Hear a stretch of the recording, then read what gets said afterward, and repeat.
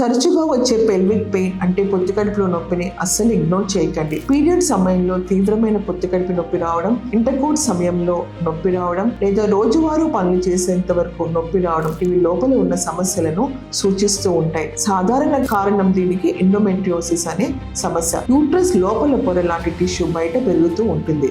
ఇది severe cramps, అలానే హెవీగా బ్లీడింగ్ అవ్వడం, నెలసరి బ్లీడింగ్ హెవీగా అవ్వడం, సివియర్గా బ్యాక్ పెయిన్ రావడం, అలానే ఫర్టిలిటీ సమస్యలకు కూడా కారణమవుతుంది. మరొక సాధారణ కారణం ఫైబ్రాయిడ్స్, యూట్రస్ లో పెరిగే నాన్ క్యాన్సరస్ కణితలు ఇవన్నీ.